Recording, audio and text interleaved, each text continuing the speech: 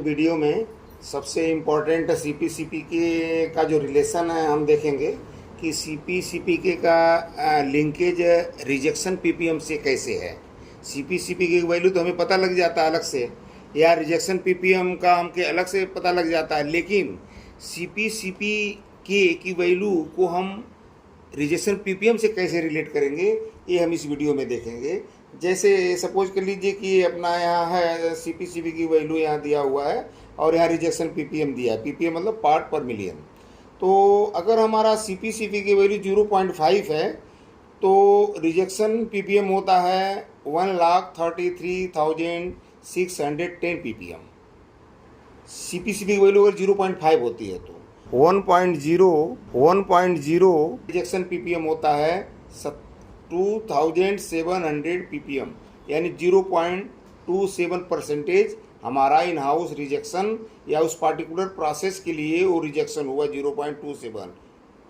कब? अगर सीपी की वैल्यू 1.0 होती है तो 1.0 में क्या है, प्रोसेस एक्सेप्टेबल तो नहीं होता है। प्रोसेस को हम ये कह सकते हैं कंडीशनली एक्सेप्टेबल माना जाता है, क्योंकि सीपी की वैल्यू मिनिमम 1.33 से कम नहीं होनी चाहिए। तो अगर सीपी की वैल्यू 1.0 आती है तो इसका मतलब है कि 2700 पीपीएम रिजेक्शन हो रहा है, यानी 0.27%। ये कंपनी के लिए एक्सेप्टेबल नहीं है। तो अगर सीपी की वैल्यू 1.33 आ जाती है, मतलब ये मिनिमम लेवल है सीपी वैल्यू का, उस कंडीशन में ये जो रिजेक्शन पीपीएम है 63 पीपीएम। 63 पीपीएम का मतलब 0.0063%, यानी बहुत अच्छा परसेंटेज माना जा रहा है कि अगर किसी भी प्लांट में रिजेक्शन पीपीएम लेस देन 100 है तो इसका मतलब ये है कि प्लांट में हमारा प्रोसेस काफ़ी कंट्रोल है, यानी सीपी की वैल्यू 1.33 आ गई। अब आपको 1.33 सीपी की वैल्यू आ गई तो अगर आपसे पूछा जाए कि आपके प्लांट का रिजेक्शन पीपीएम क्या होगा तो आप नहीं बता पाओगे। क्यों? क्योंकि आपने सीपी का जो रिलेशन है वो रिजेक्शन पीपीएम से नहीं कंसीडर किया अभी तक। तो इसमें ये देखिए, इस वीडियो में ही आपको है कि अगर सीपी की वैल्यू हमारे पास आ गई तो हम रिजेक्शन पीपीएम बता देंगे कि अगर सीपी की वैल्यू 1.33 है तो रिजेक्शन पीपीएम 63 पीपीएम होगा। वी कैन से अनदर है, अगर हम दूसरे तरह से बोलें तो अगर 2700 पीपीएम है, यानी 0.27% आपके प्लांट का पीपीएम है, तो पूछा जाए कि आपके यहाँ प्रोसेस जो कैपेबिलिटी है, प्रोसेस कैपेबिलिटी इंडेक्स है सीपी के की वैल्यू कितनी होगी, तो आप चुप हो जाओ, आप नहीं बता पाओ। क्यों? क्योंकि आपने सीपी के का रिलेशन लिंकेज रिजेक्शन पीपीएम से नहीं जाने अभी तक।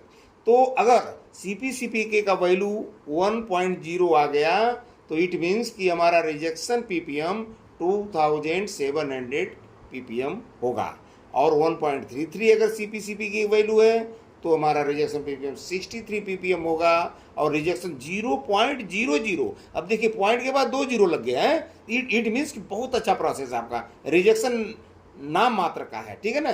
तो 63 पीपीएम अगर आ गया तो 0% में अगर हम निकालेंगे तो 0.0063%। और अगर सीपी की वैल्यू 1.67 आ जाती है तो प्रोसेस तो हमारा और बेटर होगा, और अच्छा होगा, और गुड होगा। तो उस समय रिजेक्शन पीपीएम जान रहे कितना आएगा? Only 1 ppm. और अगर सीपी की वैल्यू 2.0 आ गई, प्रोसेस हमारा एक्सीलेंट है, there is no rejection, there is no more variation in the process. उस समय जो है सीपी की वैल्यू अगर 2 आ जा रही है तो इसका मतलब है कि अपर स्पेसिफाइड लिमिट और अपर कंट्रोल लिमिट के बीच का गैप 3 सिग्मा हो गया है, यानी हमारे पास हम प्रोसेस में बहुत सेंटर के पास आ गए हैं, प्रोसेस में बहुत हम कंट्रोल किए हुए हैं। 2 सीपी के वैल्यू आने का मतलब हमारा प्रोसेस बहुत ही स्ट्रांग है, बहुत ही एक्सीलेंट है। अरे 1.33 भी आ जाए ना आपका सीपी की वैल्यू 1.33, तो भी हम बॉर्डर लाइन से 1 सिग्मा सेंटर लाइन की तरफ है हम, यानी हमारे पास अगर थोड़ा वेरिएशन प्रोसेस में आ जाता है तब भी हमारा पार्ट रिजेक्ट नहीं होगा, क्योंकि अगर 1.33 भी आप मेंटेन कर ले रहे हो ना तो रिजेक्शन में भी कितना यहाँ दिया हुआ है, अगर 1.33 सीपी के है तो रिजेक्शन का वैल्यू जो यहाँ दिया हुआ है 63 ppm ओनली, 63 ppm ओनली है, देख लीजिए। तो ये मतलब 0.0063%, 0% को मान के हम चल सकते हैं। तो इस तरह से अगर हम सीपी हम प्रोसेस कैपेबिलिटी एसपीसी पर फोकस क्यों रखते हैं? क्योंकि इससे क्या होता है, हमारे प्रोडक्ट की क्वालिटी बढ़ती है, प्लांट का रिजेक्शन रिवर्क कम होता है और प्रोडक्शन की इफिशिएंसी भी बढ़ती है। तो इसका हमारे इंडस्ट्रीज में, हमारे सर्विस के लिए और मैन्युफैक्चरिंग प्रोसेस के लिए सीपी की बहुत ही इम्पोर्टेंट है। क्योंकि अभी हम एसपीसी के डिफिनेशन भी आगे वीडियो में बताएंगे कि मैन्युफैक्चरिंग प्रोसेस और सर्विसिंग प्रोसेस क्या होता है, तो उसमें आपको और क्लियर होगा कि सर्विसिंग प्रोसेस में भी सीपी की वैल्यू हम कैलकुलेट करते हैं। अब यहाँ पर रिलेशनशिप बिटवीन सीपी के एंड रिजेक्शन पीपीएम, इसमें हमने एक 1000 से और 10,000 पीपीएम तक के बीच का हमने एक वो कैटेगरी बना दिया है कि अगर सपोज कर लिए कि अगर रिजेक्शन पीपीएम प्लांट में 1000 पीपीएम है, 1000 पीपीएम है, तो सीपीसी की वैल्यू आएगी 1.07, और अगर रिजेक्शन पीपीएम 2000 पीपीएम है तो सीपीसी की वैल्यू आएगी 0.97, और 3000 अगर पीपीएम रिजेक्शन पीपीएम है प्लांट में तो सीपीसी की वैल्यू 0.91 आएगी, और अगर 4000 पीपीएम है रिजेक्शन का तो सीपीसीबी की वैल्यू 0.87 आएगी, और अगर 5000 पीपीएम यानी 0.5% रिजेक्शन, अगर रिजेक्शन पीपीएम 5000 पीपीएम है तो सीपीसीपी की वैल्यू 0.84 आएगी। अगर 6000 पीपीएम रिजेक्शन का आ रहा है तो हमारा सीपीसीपी की वैल्यू 0.81 आएगी, और अगर 7000 पीपीएम रिजेक्शन का हो रहा है तो सीपीसीपी की वैल्यू 0.79 होगी। अगर 8000 पीपीएम आ रहा है रिजेक्शन तो सीपीसीपी की वैल्यू 0.77 होगी।